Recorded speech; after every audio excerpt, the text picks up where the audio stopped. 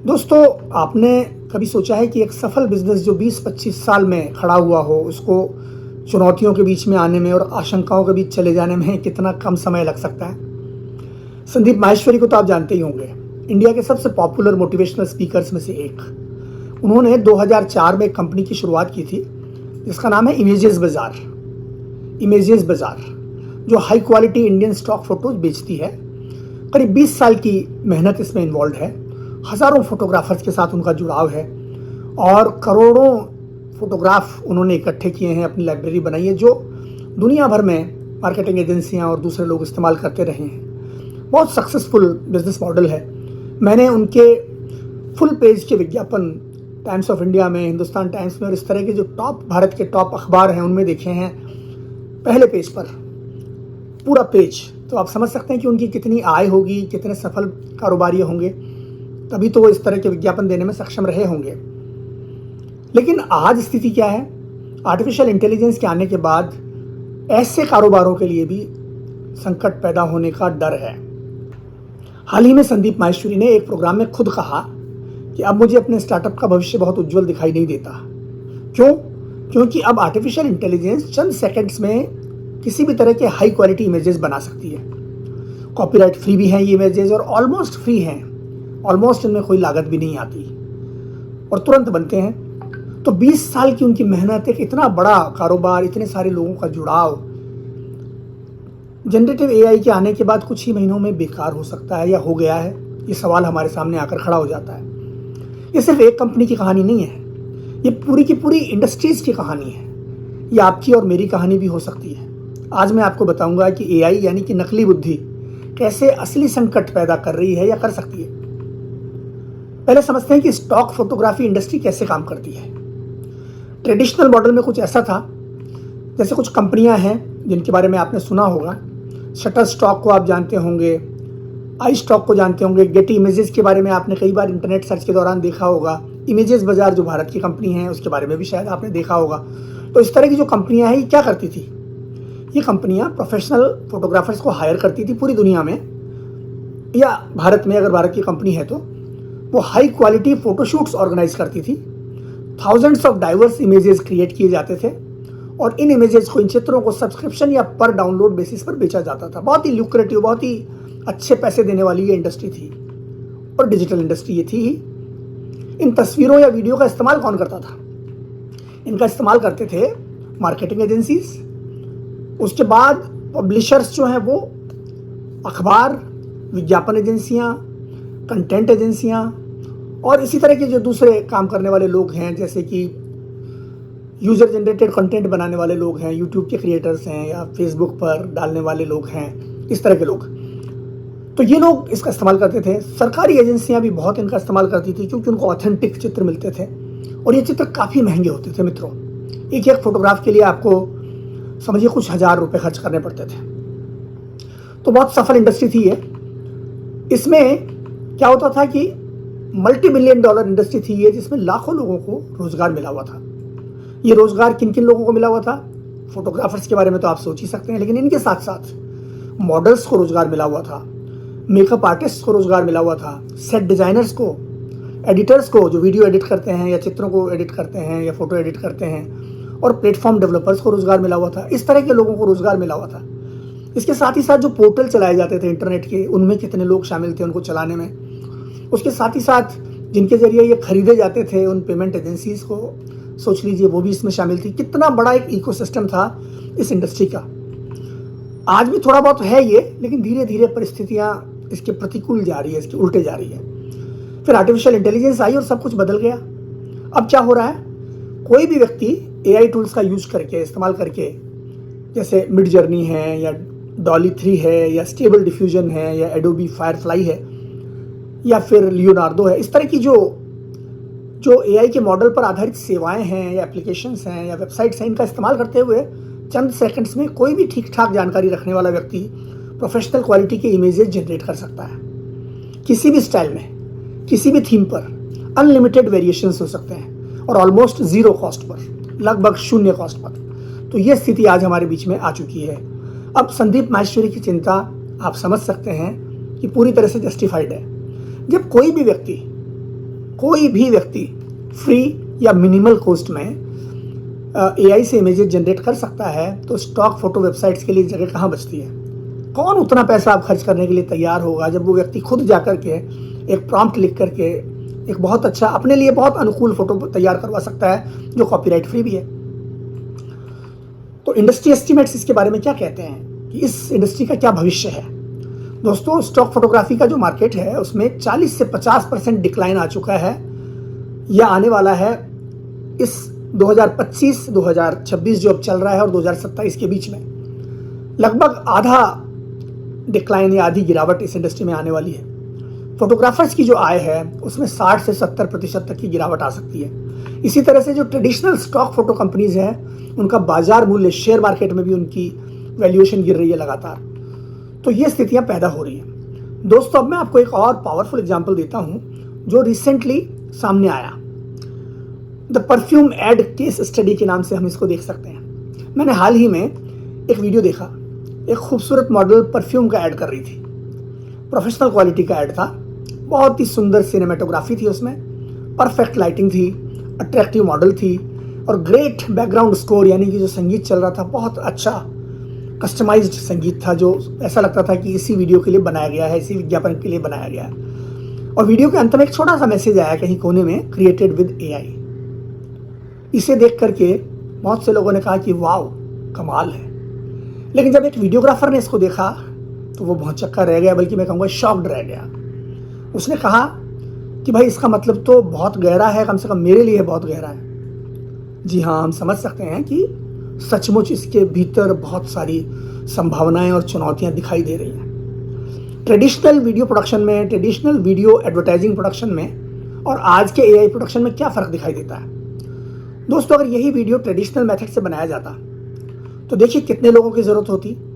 सबसे पहले आते हैं क्रिएटिव टीम पर। उसमें एक प्रोड्यूसर होता, एक डायरेक्टर होता, एक आर्ट डायरेक्टर होता, एक स्क्रिप्ट राइटर होता, एक कॉपी राइटर होता। ये लोग किस में होते हैं? क्रिएटिव टीम में। उसके बाद टेक्निकल टीम पर आते हैं। इसमें कौन होते हैं? एक सिनेमेटोग्राफर होता है जो बहुत महंगे होते हैं। आप जानते हैं कि वीडियो शूट करने वाले प्रोफेशनल लेवल पर जो फोटोग्राफर होते हैं वो काफ़ी अच्छा चार्ज लेते हैं। उसके बाद वीडियो एडिटर होता, वो भी बहुत चार्ज लेते हैं, खासतौर पर विज्ञापनों को संपादित करने वाले, एडिट करने वाले। साउंड इंजीनियर शामिल होता, लाइटिंग एक्सपर्ट होते, इसमें फ्लोर मैनेजर होते जो सारा मैनेज करते हैं जहाँ शूटिंग हो रही होती है, और कम से कम 1 या 2 असिस्टेंट भी होते हैं। अब आते हैं टैलेंट की तरफ कि कौन कौन लोग होते हैं जिनके टैलेंट का इसमें इन्वॉल्वमेंट होता। जैसे एक प्रोफेशनल मॉडल होती जो कि बहुत महंगी होती, एक मेकअप आर्टिस्ट भी होता, एक कॉस्ट्यूम डिज़ाइनर भी होता। अब आते हैं इक्विपमेंट और लोकेशन की तरफ। तो दोस्तों, इसमें क्या कुछ चाहिए होता? जैसे उदाहरण के तौर पर एक प्रोफेशनल स्टूडियो लेना पड़ता किराए पर, 2-3 हाई एंड के कैमराज लेने पड़ते, लाइटिंग का पूरा सेटअप बनाया जाता, साउंड सिस्टम बनाया जाता, बैकग्राउंड सेटअप बनाया जाता, एडिटिंग का स्विट होता जिसका इस्तेमाल किया जाता। ये तमाम चीज़ें, ये इक्विपमेंट चाहिए होता। अब आते हैं पोस्ट प्रोडक्शन पर। जब बन जाता है वीडियो तो उसके बाद क्या कुछ होता है? तो पोस्ट प्रोडक्शन में क्या होता? मल्टीपल टेक्स करने पड़ते हैं। जैसे कई बार मॉडल से रीटेक करवाने पड़ते कि नहीं, ये शॉट अच्छा नहीं आया। वीडियो एडिटिंग के कई वर्जन्स होते, कई बार वीडियो एडिटिंग होती, फिर उनको क्लिप्स को आपस में जोड़ा जाता कि कौन सा ठीक लग रहा है, कौन सा नहीं लग रहा, क्योंकि बहुत मुश्किल काम है। कलर ग्रेडिंग होती, साउंड इफेक्ट्स लाए जाते, खरीदे जाते या कहीं से अरेंज किए जाते या खुद तैयार किए जाते। फिर बैकग्राउंड म्यूजिक लाया जाता जो किसी से कंपोज कराना पड़ता। उसको बनाने वाले लोग कितने होते और वो इसके लिए कितना पैसा लेते हैं वो भी आप सोच सकते हैं। बैकग्राउंड म्यूजिक के लिए बहुत चार्जेबल, बहुत ज़्यादा महंगा होता है ये भी। तो ये सारी चीज़ें पोस्ट प्रोडक्शन में आती। उसके बाद क्या होता? सब कुछ मिला करके दोस्तों इस प्रक्रिया में 15 से 20 लोग शामिल होते, कई दिनों की मेहनत होती, लाखों रुपए का खर्च इसमें लगा हुआ होता और कई हफ्तों का इसमें समय लगता। लेकिन एआई से क्या लगा? एक व्यक्ति जो कि एक्सपर्ट है, कुछ घंटे, कुछ मिनट या कुछ घंटे, कुछ 100 या 1000 रुपए और लगभग उतनी ही अच्छी क्वालिटी जैसी कि प्रोफेशनल क्वालिटी सभी लोग मिल करके देते। अब सवाल क्या उठता है कि जब आर्टिफिशियल इंटेलिजेंस से इतनी कम कॉस्ट में, इतनी कम लागत में, इतने कम समय में और इतने कम एफर्ट में ऑलमोस्ट सिमिलर रिजल्ट्स मिल रहे हैं, तो कौन ट्रेडिशनल मेथड अपनाएगा? उस दिशा में कौन जाएगा? और इसका अर्थ क्या होगा कि इतने सारे जो लोग इसमें इन्वॉल्व थे, 15 से 20 लोग, उनकी जगह एक आदमी आ गया वो आदमी हो सकता है कि बहुत ज़्यादा एक्सपर्ट हो जाए, लेकिन कितने लोगों को उसने रिप्लेस कर दिया। हो सकता है कि वो आदमी अच्छा धन कमाने लगे, लेकिन इस प्रक्रिया में 15 से 20 लोगों की धन कमाने की सारी जो कैपेबिलिटी थी वो संकट में पड़ गई। अब असली नंबर्स की तरफ आते हैं। हाल ही में एक सर्वे किया गया जिसमें क्या कहा गया कि 47% मार्केटिंग एजेंसीज अब वीडियो जनरेशन टूल्स का इस्तेमाल कर रही है। ट्रेडिशनल वीडियो प्रोडक्शन में अब 30 से 40% गिरावट आ चुकी है पिछले 6 महीनों में। और जो फ्रीलांस वीडियोग्राफर्स हैं उनकी इनकम में करीब 35% का ड्रॉप आया है। जिन देशों में आर्टिफिशियल इंटेलिजेंस को तेजी से अडॉप्ट किया गया है, जहां पर एक बेहतर अंडरस्टैंडिंग है, बेहतर स्किल्स हैं, वहां ये प्रभाव ज़्यादा है। और जिन देशों में ये अंडरस्टैंडिंग और स्किल्स कम है, वहां ये प्रभाव कम है। और यही है असली संकट। 15-20 प्रोफेशनल्स की एक पूरी टीम की एक पूरी जो चेन है, उसको एक एआई टीम ने और एक सिंगल आदमी ने रिप्लेस कर दिया।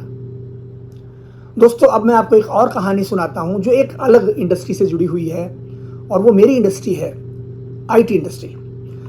यहाँ पर जो मैं आपको कहानी सुना रहा हूँ वो एआई के पावर को परफेक्टली डेमोन्स्ट्रेट करती है, लेकिन साथ ही साथ उस चैलेंज को भी दिखाती है जो एआई इस इंडस्ट्री के लिए ला रही है। मिलिए जैक यादेगारी से या जैक यादेगारी से, जैसा भी प्रोनाउंसिएशन होता हो उनके नाम का। एक किशोर है जिसकी उम्र है 18 साल। उसका पद है कैल एआई का सीईओ। उसकी जो कंपनी है उसका रेवेन्यू कितना है, 3 करोड़ सालाना, यानी कि लगभग भारतीय रुपयों से आप कन्वर्ट करेंगे भारतीय रुपयों में तो लगभग 270 करोड़ रुपए एक साल में वो कमाता है। 18 साल का बच्चा। उसका प्रोडक्ट क्या है कंपनी का, एक मोबाइल एप्लीकेशन। इसको बनाने में कितना समय लगा, कुछ हफ्ते का समय लगा, 3 या 4 हफ्ते मान लीजिए अधिकतम। उसकी पूरी टीम में कितने लोग हैं, सिर्फ जैक यादेगारी और उसका एक दोस्त, यानी 2 लोग।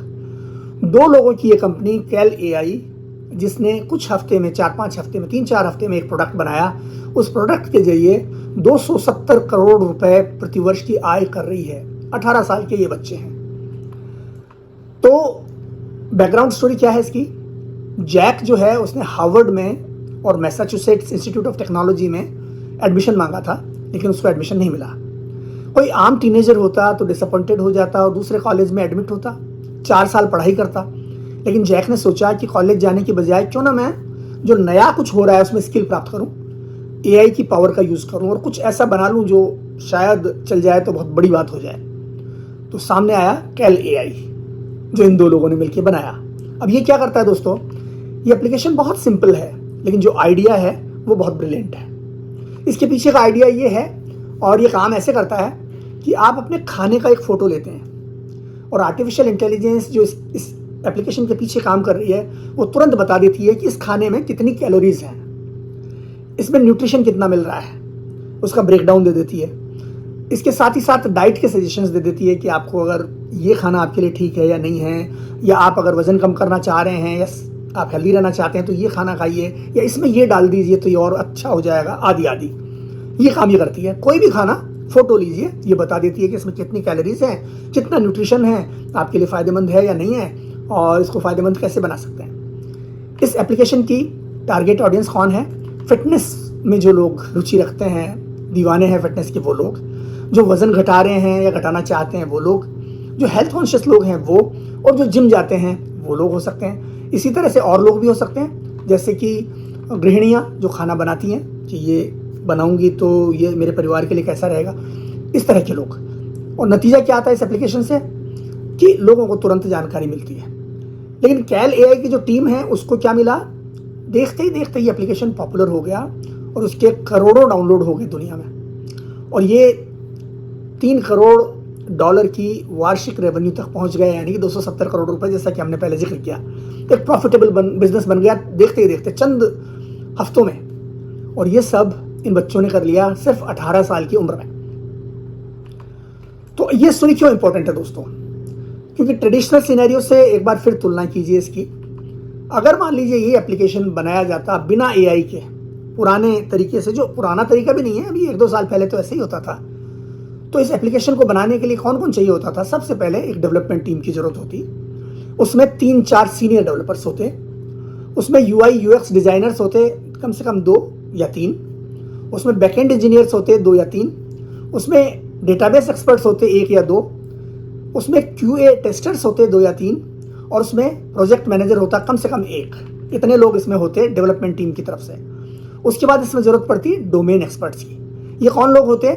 न्यूट्रिशनिस्ट होते कम से कम 2 या 3 जो अपनी राय दे रहे होते हैं कि इसको ऐसे बनाइए, इसमें ये सूचना डालिए। उसमें डाइटिशियंस होते कम से कम 1 या 2। फूड साइंस के एक्सपर्ट्स होते 1 या 2, ये सब लोग होते। और फिर आइए बिजनेस टीम की तरफ, जो इसको सक्सेसफुल बनाती या उसको मार्केट में बेचने के लिए तैयार करती या प्रमोट करती। कौन लोग होते ये? इसमें मार्केटिंग एक्सपर्ट्स होते हैं, इसमें एक सेल्स टीम इन्वॉल्व होती, इसमें कस्टमर सपोर्ट के लोग होते हैं। अब आइए रिसोर्सेज क्या क्या लगते हैं इस प्रक्रिया में, इस प्रोसेस में। इसमें एक ऑफिस स्पेस चाहिए होता बहुत बड़ा, क्योंकि अपने आप में कैल AI नाम की कंपनी स्थापित होती, तो उसको अच्छा खासा ऑफिस स्पेस और सारा इंफ्रास्ट्रक्चर चाहिए होता। इक्विपमेंट चाहिए होते, जो भी चाहिए होते हैं, बहुत सारे कंप्यूटर, इतने लोगों के लिए सारा इंफ्रास्ट्रक्चर। सॉफ्टवेयरों के लाइसेंस चाहिए होते। उसके बाद क्लाउड का इंफ्रास्ट्रक्चर चाहिए होता। ये सब चाहिए होता बिजनेस के लिहाज से। और टाइमलाइन पर आइए, कम से कम 1 से 2 साल इस एप्लीकेशन को बनाने में लगते हैं, जिस स्तर का ये एप्लीकेशन है। और फिर आइए इसकी कॉस्ट पर, इसकी लागत पर, तो करोड़ों रुपए लगते हैं। लेकिन जब यही काम AI के जरिए किया गया तो इसमें क्या शामिल था? सिर्फ 2 लोग, वही 2 लोग जो टॉप पर हैं, CEO और उनके साथ COO होगा। कुछ हफ्ते का समय, न्यूनतम लागत और लगभग समान या बेहतर परिणाम प्राप्त होना, ये सब हुआ। तो विडंबना या पैराडॉक्स क्या है इस कहानी की? कि जैक जो है वो अब अपने दूसरे स्टार्टअप की भी प्लानिंग कर रहा है, फिर वो तीसरा करेगा, फिर चौथा करेगा। हर एक्सपीरियंस के साथ वो ज़्यादा स्किल प्राप्त करता जा रहा है, तेज़ी से काम कर रहा है, तेज़ी से नतीजे ले रहा है और बेहतर प्रोडक्ट बना रहा है। इतना ही नहीं, इसके साथ ही साथ और भी बहुत कुछ हो रहा है। प्रोडक्टिविटी का एक्सप्लोजन हो रहा है उसकी कंपनी में, 2 लोगों की कंपनी। प्रोडक्टिविटी का एक्सप्लोजन होने के साथ साथ और भी बहुत कुछ हो रहा है। एक अकेला व्यक्ति ट्रेडिशनली 20 से 30 लोगों वाली कंपनी या टीम का काम कर रहा है। सोचिए उसका दूसरा एप्लीकेशन होता, उसमें भी उतने लोग होते, तीसरे में भी उतने होते। सवाल उठता है कि जब एक व्यक्ति इतने सारे स्टार्टअप्स चला सकता है तो बाकी फाउंडर्स के लिए जगह कहाँ है? स्टाफ को तो छोड़ दीजिए, जो नए नए स्टार्टअप आ रहे हैं उन स्टार्टअप्स की जगह भी सिकुड़ तो नहीं जाएगी। एक तरफ तो हमको लगता है कि AI से नए स्टार्टअप्स को मौका मिलेगा, लेकिन दूसरी तरफ ये भी ख्याल आता है कि जब ये स्टार्टअप AI का इस्तेमाल करने में प्रवीण हो जाएंगे तो एक के बाद दूसरा, दूसरे के बाद तीसरा, तीसरे के बाद चौथा, एक ही टीम अनगिनत स्टार्टअप्स नहीं ले आएगी क्या AI की ताकत से? तो नए स्टार्टअप्स के लिए संभावनाएं कम होंगी या ज़्यादा होंगी? जरा सोचिए। जब AI सब कुछ आसान कर देती है तो इतने सारे प्रोडक्ट्स के लिए मार्केट कहाँ से आएगा? ये दूसरा सवाल है कि जब पूरी दुनिया में लोग इनोवेशन करने लगेंगे इतनी बड़ी मात्रा में, तो क्या उतना बड़ा मार्केट है हमारे पास जिसमें ये सारे प्रोडक्ट्स खप सकें, इनकी मांग निकल सके? और तीसरा, जब प्रोडक्टिविटी इतनी बढ़ जाएगी, एक आम आदमी की प्रोडक्टिविटी 20 लोगों के बराबर या 25 लोगों के बराबर हो जाएगी, तो इतने सारे लोगों के लिए जो बाकी लोग हैं उनके लिए क्या होगा? उनके जॉब्स पर क्या प्रभाव होगा? आप सोच सकते हैं। और अंततः इकोनॉमी पर क्या प्रभाव पड़ेगा? ये सोचने की बात है कि ये जो इतने सारे उत्पाद होंगे, जो बिक रहे होंगे या नहीं बिक रहे होंगे, परिणाम क्या होगा? हम नहीं जानते। फिलहाल इसके उत्तर हमारे पास नहीं है मित्रों, क्योंकि ये ट्रांजिशन पीरियड है, संक्रमण काल है, जिसमें बहुत सारे प्रश्नों के उत्तर अभी मिले नहीं हैं, अभी मिलने बाकी है। भारत में भी ऐसे एग्जाम्पल्स आ रहे हैं। मिसाल के तौर पर बेंगलोर में 22 साल के एक लड़के ने AI से एक फिनटेक ऐप बनाया जिसका वैल्यूएशन है $5 मिलियन, यानी कि अगर आप इसको भारतीय रुपयों में कन्वर्ट करेंगे तो 45 करोड़ रुपए है। मान लीजिए 22 साल का एक लड़का है जिसने ये एप्लीकेशन बनाया AI की मदद से। दिल्ली में एक कॉलेज स्टूडेंट ने AI ट्यूटर ऐप बनाया जिसके 10 लाख से ज़्यादा यूज़र आ चुके हैं। उसकी कीमत भी काफ़ी अच्छी खासी बड़ी होगी, आप अंदाज़ा लगा सकते हैं। मुंबई में एक टीनेजर ने AI फैशन स्टाइलिस्ट एप्लीकेशन बनाया और बहुत सारे इन्वेस्टर्स ने कहा है कि हम इसमें इन्वेस्ट करने के लिए इंटरेस्टेड हैं। तो जिन्होंने AI का मर्म समझ लिया, जिन्होंने इसको सही समय पर भांप लिया, इसका इस्तेमाल शुरू कर दिया और इसके भीतर से अपनी सफलता का रास्ता ढूंढ निकाला, उनके लिए बहुत बड़ी अपॉर्चुनिटी है। लेकिन जो लोग बेचारे अपने 9 to 5 के जॉब में फंसे हुए हैं, जिनके पास स्किल प्राप्त करने का समय नहीं है या मानसिकता नहीं है या उनके भीतर वो ऊर्जा नहीं है, या वो सोचते हैं कि अरे अब क्या, अब कहते हैं ना कि तमाम उम्र कटी मैखाने में आखिरी वक्त में क्या खाक मुसलमान होंगे, यानी अब क्या करेंगे, बहुत समय हो गया, 30 साल 35 साल की मेरी उम्र हो गई, 40 की हो गई, 45 की हो गई, कौन सीखिएगा यार, अब कहाँ सीख सकते हैं। तो जो ऐसा सोचते हैं उनका क्या होगा। तो जिन लोगों को ये स्मार्ट लोग और ये एप्लीकेशन और ये एआई के मॉडल्स रिप्लेस कर रहे हैं, उनके लिए बहुत बड़ी थ्रेट है ये सारा माहौल। तो आज हर कोई सब कुछ कर सकता है, ये बहुत बड़ी बात है, लेकिन यही बहुत बड़ी समस्या भी हो सकता है बहुत बहुत बड़ी संख्या में दूसरे लोगों के लिए। दोस्तों, अब सबसे इंटरेस्टिंग और साइमल्टेनियसली सबसे डेंजरस पहलू पर आते हैं। आज की रियलिटी है कि कोई भी सामान्य व्यक्ति एआई की मदद से कंटेंट क्रिएशन कर सकता है, प्रोफेशनल क्वालिटी आर्टिकल्स लिख सकता है, बुक लिख सकता है, स्क्रिप्ट लिख सकता है, पोइट्री, स्टोरी, एसेज, ये सब कर सकता है, डिज़ाइन बना सकता है, लोगो डिज़ाइन कर सकता है, कंप्लीट ब्रांड आइडेंटिटी बना सकता है, सोशल मीडिया ग्राफिक्स बना सकता है, वेबसाइट डिज़ाइन कर सकता है, वीडियो प्रोडक्शन कर सकता है, ऑडियो प्रोडक्शन कर सकता है, कोडिंग कर सकता है, बिजनेस के जो बहुत सारे काम हैं जैसे market research, business plans, financial projection वगैरह ये सब कर सकता है, मार्केटिंग कर सकता है, एड कैंपेन्स डिज़ाइन कर सकता है, सोशल मीडिया का इस्तेमाल बहुत अच्छे तरीके से कर सकता है। अगर सरफेस लेवल पर देखें तो वाओ, डेमोक्रेटाइजेशन हो रहा है हर चीज़ का, स्किल्स का डेमोक्रेटाइजेशन हो रहा है, हमारी क्षमताओं का डेमोक्रेटाइजेशन हो रहा है, अपॉर्चुनिटीज़ का डेमोक्रेटाइजेशन हो रहा है, हर कोई पावरफुल हो रहा है सरफेस लेवल पर अगर बात करें। लेकिन गहराई से देखें तो मन में आएगा कि रुको, ये तो बहुत बड़ी समस्या है। क्यों? एग्जाम्पल सिनेरियो देखते हैं। पहले आपको अगर लोगो चाहिए होता था तो आप ग्राफिक डिज़ाइनर को हायर करते थे। डिज़ाइनर अपने एक्सपीरियंस, अपनी क्रिएटिविटी, अपने स्किल्स का इस्तेमाल करता है। आप 10,000 से 50,000 तक उसको पे करते हैं। डिज़ाइनर की इनकम होती है और जो इकोनॉमी है उसमें मनी का फ्लो होता है। अब क्या हो रहा है, आपको लोगो चाहिए, आप एआई टूल यूज़ करते हो, 0 रुपये लगे उसमें या ज़्यादा से ज़्यादा 100-200 रुपये लग गए, 10 मिनट में लोगो तैयार हो गया। ग्राफिक डिज़ाइनर का अब कोई रोल ही नहीं बचा, डिज़ाइनर की इनकम चली गई, इकोनॉमी में मनी का फ्लो रुक गया। इसको मल्टीप्लाई कीजिए मिलियंस ऑफ ट्रांजैक्शंस के साथ, तो डोमिनो इफेक्ट एक निकल कर आता है। जब एक प्रोफेशनल की इनकम रुकती है तो वो भी दूसरी सर्विसेज के लिए कम खर्च करता है, जिससे दूसरे प्रोफेशनल की इनकम भी प्रभावित होती है, जो तीसरे प्रोफेशनल्स को प्रभावित करती है, और इस तरह से इकोनॉमिक एक्टिविटी स्लो हो जाती है। रियल डेटा क्या है दोस्तों? फाइवर, अपवर्क्स जैसे फ्रीलांसिंग के जो प्लेटफॉर्म्स हैं उन पर ग्राफिक डिज़ाइन के जो ऑर्डर्स हैं उनमें 45% तक गिरावट आ चुकी है पिछले 12 महीनों में। कंटेंट राइटिंग में 38% डिक्लाइन आ चुका है। बेसिक वेब डेवलपमेंट में 40% से ज़्यादा की गिरावट आ चुकी है, और फ्रीलांसर्स की जो एवरेज इनकम है उसमें काफ़ी ज़्यादा फ़र्क आ चुका है। समझिए कि अगर 2023 में ये $1200 रही होगी तो 2024 में $750 पे आ गई प्रति माह, और 2025 में ये $500 प्रति माह पर आ गई, और 2026 में शायद ये $400 या $300 प्रति माह पर आ जाए। अमेरिका की बात कर रहा हूँ। अब इसी को भारतीय रुपयों या भारत में दिए जाने वाले जो पारिश्रमिक है या लोगों की तनख्वाह है उसके साथ कन्वर्ट कर लीजिए। कहने का मतलब ये है कि 2023 में जो मिल रहा था उसकी तुलना में 2026 में संभव है कि ग्राफिक डिज़ाइनर्स को 1/3 मिल रहा हो, 1/3 उनकी इनकम हो जाए। तो ये संभावना दिखाई दे रही है। तो बहुत कुछ ऐसा हो रहा है जो हमारे सामने है। अगर आप एकांगी दृष्टि से देखेंगे तो आप ये समझेंगे कि हर कोई सक्षम हो रहा है, लेकिन अगर व्यापक दृष्टि से देखेंगे तो उसमें ये आएगा कि बहुत से लोगों की पॉसिबिलिटीज़ ख़त्म हो रही है, और ऐसा लगता है कि एक व्यक्ति दूसरे की पॉसिबिलिटीज़ ख़त्म कर रहा है, दूसरा तीसरे की ख़त्म कर रहा है, तो एक ज़ीरो सम गेम बनता चला जा रहा है। दोस्तों, चुनौती ये नहीं है कि आर्टिफिशियल इंटेलिजेंस आ रही है, सबसे बड़ी चुनौती ये है कि हम नहीं जानते कि क्या होने वाला है। तो ये समस्या है जिसको आज भी हम बहुत सारे सवालों के बीच में देख रहे हैं, और उन सवालों के बीच इसका सामना भी कर रहे हैं। जवाब सबको चाहिए, जवाब आएंगे, लेकिन फ़िलहाल कहा नहीं जा सकता कि कब आएंगे, क्योंकि जैसा कि मैंने आपसे कहा ये संक्रमण काल का समय है। तो हमने ये जो कहानी है शुरू की थी संदीप माहेश्वरी से, 20 साल की मेहनत, एक सक्सेसफुल बिजनेस, और फिर एआई ने उनके लिए कितनी बड़ी चुनौती खड़ी कर दी। ये सिर्फ एक बिजनेस की कहानी नहीं है, ये उन करोड़ों लोगों की कहानी है जिनकी ज़िंदगी एआई से प्रभावित हो रही है।